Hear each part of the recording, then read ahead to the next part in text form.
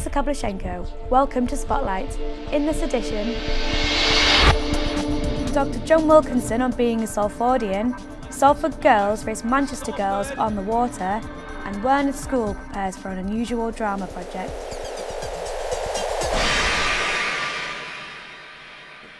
Dr. John Wilkinson, a Salford industrialist, became an honorary graduate of the university in 2009, but he is best known as a lifelong champion of his native city. Here, he tells us what it is to be a proud Salfordian.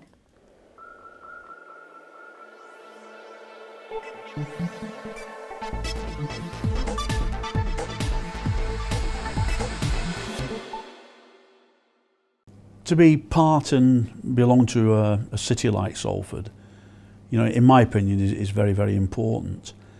You know, we do get masked a bit by Manchester, and people quite easily forget, or they're not aware that we were a city far before Manchester was even on the map. And you know, we go back, you know, in history. We're steeped in history over all these years, and when I look what, you know, what I've got from it is that, you know, I'm just a person who's been over this very, very, you know, illustrious many years. I played a little part, but you know, I feel that I've got a real belonging. You know, I buy in. It's my city. It's my city I'm proud of. I think heavy industry was, you know, a big part of Salford.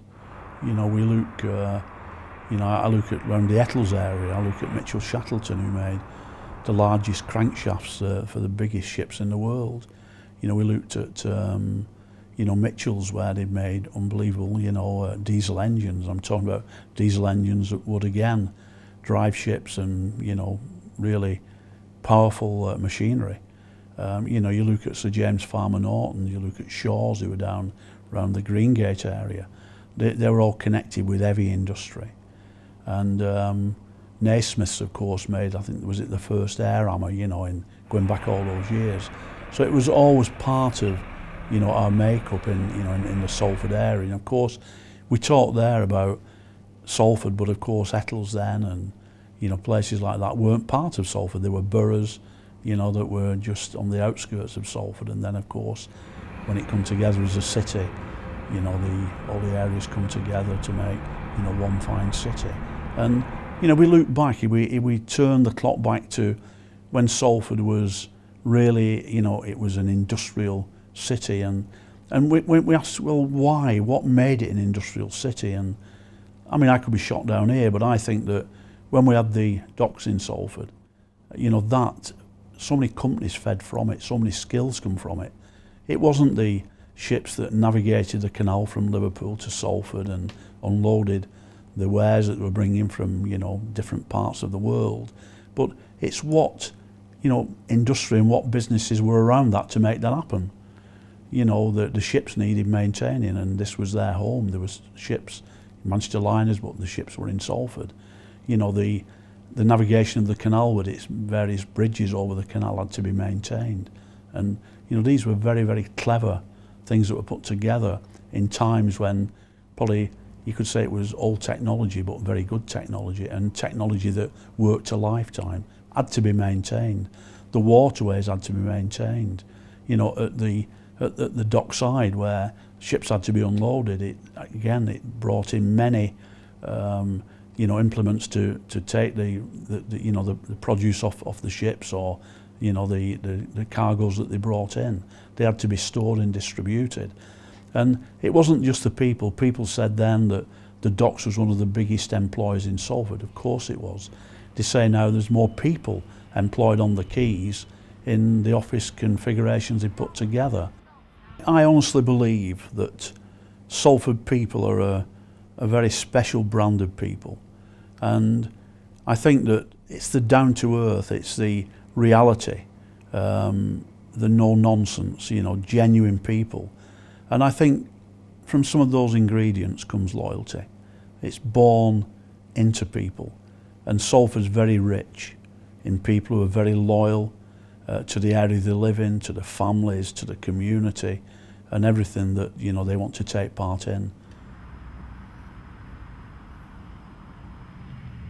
from somebody who looks probably on a little bit on the outside, who's probably a little bit more educated into the university system now, it's identifying with the normal people, you know, of Salford. You know, that we should be telling everybody that everybody in Salford has got an opportunity. If it's a young person who obviously sees that they've got a future in various subjects or, you know, studies, that, you know, it's available to them. But, you know, the university has got to be part of the city. You know, it's got to identify with the people and the people identify back. And there's got to be ways that could be opened up there that, you know, people could see that what is good about our university, because the man in the street won't know. He just thinks it's another school, it's an add-on from sixth form. You know, what does it really do? You know, what does it cost Salford? Possibly nothing, because of how it's worked through the educational system. But, you know, it's an old university, you know, with lots of skills, and it's trying to get that identification that, you know, it belongs in the city and it's not mystique. You know, it's there for everybody to share.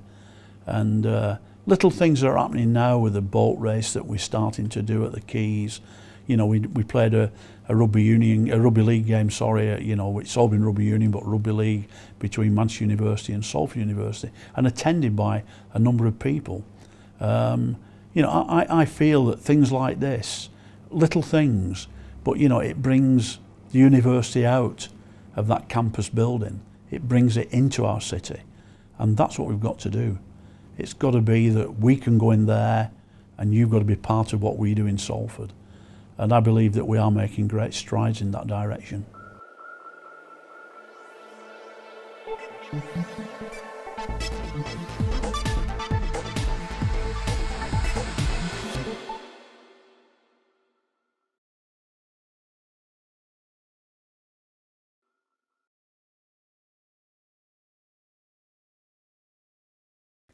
That film was made by Erica Frost, a former producer of Salford Science Spotlight. A team of engineers from both industry and the university went to Werneth School to explain to young people what engineering is. The students were commissioned to write and perform a play about engineering.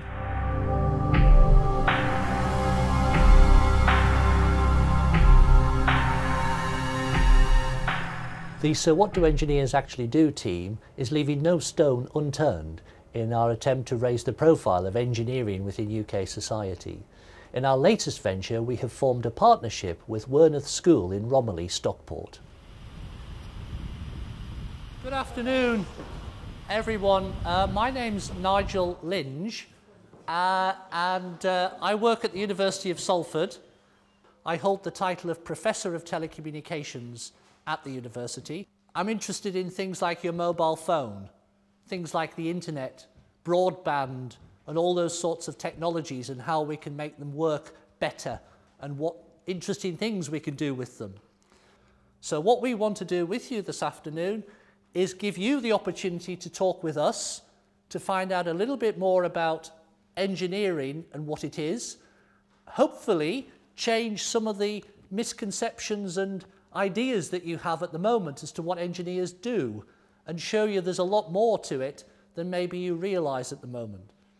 Every time you send a text message or update your Facebook profile, if it wasn't for engineers, those technologies wouldn't work.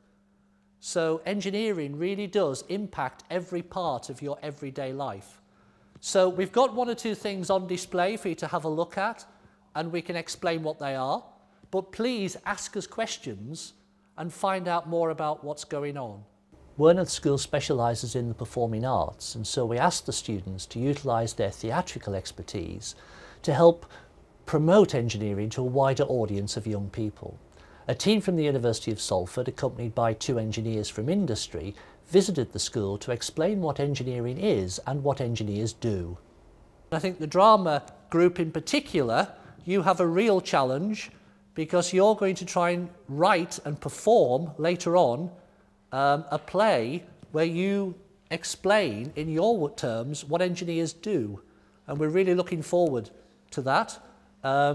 So we'd like to see how you deliver something like that, and this is a great opportunity for you to talk to people here and find out more.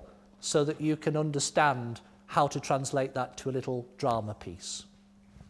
So we're here to answer questions. Please, when you start looking around, ask plenty of questions and we'll do our best to answer them for you.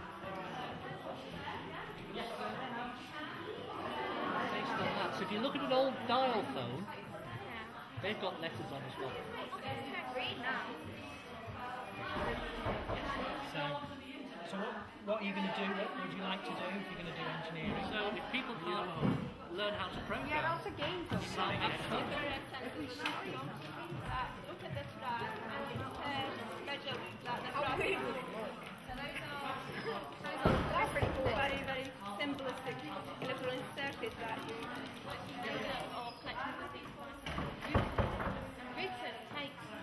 no, because that uses what's called an analog network.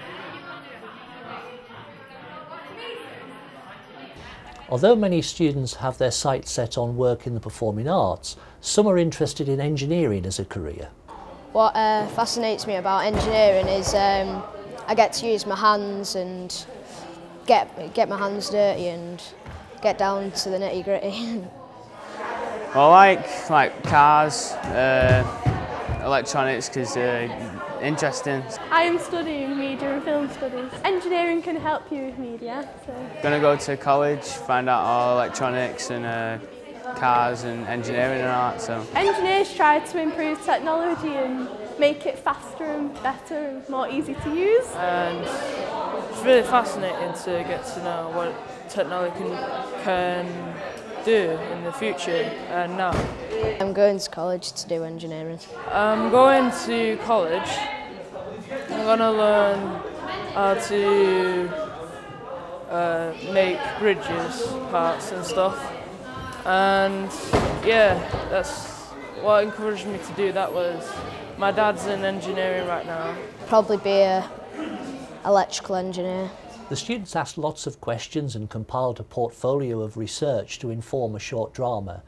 They have only a few weeks to write, rehearse and record the drama, so watch this space.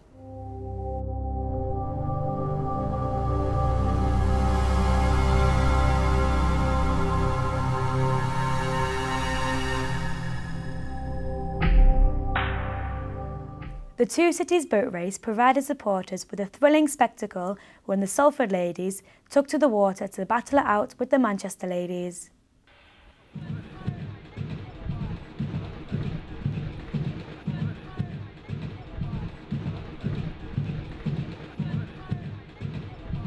You'll see the bridge which has got the white painted arch and then the red or orangey painted girders that run diagonally across, and although I can't confirm it from this distance, I'm pretty sure that it says Glazers Out on that banner just above it, and that's where the race is starting from, and they're underway. So this is the penultimate of the main senior races today, the women's senior 8. They head down towards the finish line at the bridge which straddles the dock at the other end. 500 metres, around 90 seconds is the time that we're expecting them to complete this. It's as much for honour now at this stage as it has been. I have alongside me two representatives, one from Manchester University and one from Salford University, who will also give us a little bit of extra information as we head down towards the finish line. Let's start with Dennis from Manchester. Yeah, it looks pretty close actually. Both got quite a good start here. I can't really see there's too much distance in the crews at the moment. Both seem to be rowing quite well. Should say, by the way, that Manchester is the one nearest to us with the half blue and yellow blades, and Salford is on the far side. Go on, Dennis. Yeah, they're both looking really solid. I think Manchester are just starting to bring the rate up a little bit now, getting a few more strokes in per minute. But Salford are holding them well. It looks pretty solid. Alex from Salford, you need a victory here, really. I think Manchester have got a slight advantage here. Yeah, it would be nice. It would be nice to see the girls swing it. I think they're just rates look pretty similar. They are coming up. Salford are now closing that gap. So there's not too much between them. Come on, let's hear some noise for Salford.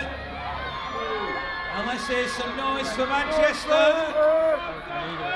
Manchester, I think, just have the slight advantage, but as Alex has just said, I think Salford might be coming back here a little bit on that far side. They have perhaps the advantage of having that little bit of protection against the wall. There's certainly not very much in this one at all. Manchester's still slightly ahead, but they're only, well, not much more than a canvas ahead.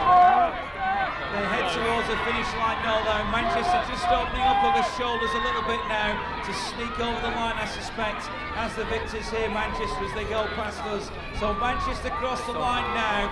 Salford come in just in second place, but not much between those two at all. So Manchester have it again. What an exciting race that was, Dennis. Yeah, no, I think that was another really good race, very close. With half a length in it, that's what I want to see. Super stuff, Alex, wasn't it? I mean, your girls did. Salford secondary school students visited the university in March in order to compete with one another in a science challenge. Here's an extract from what was a very busy day.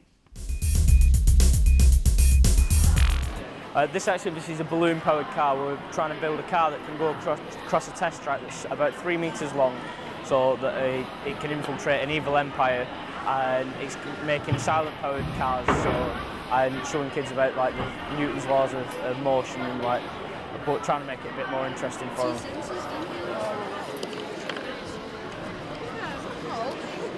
Do that, you two is not. Wait. It's a chicken. Yeah, give them a small one. Have you got another screw? This one's not worse. Get another screw. Oh, we got two. Yes, we've got plans. That's Alright,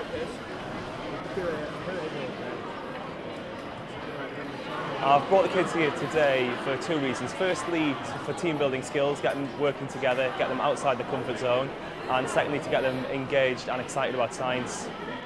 The benefits today would be, firstly, the competitive edge, having them up against other students, getting them thinking, getting them working in groups on challenges that they wouldn't normally do inside the classroom, and also getting them, as I said, thinking about science in a way that they wouldn't normally do inside the classroom.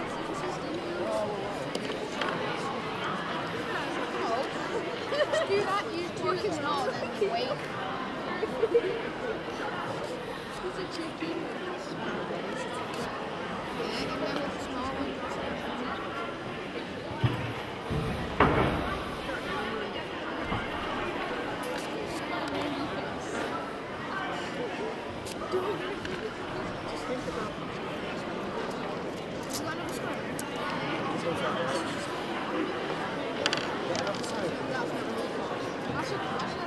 It was very enjoyable here because, like, seeing all your friends and doing a competition together and having fun together. It's going well, but this other group's beating us, so we're going to try and make it better. The first time we tried it, it didn't move at all, so we had to modify it to make it move. If you could find a way of joining.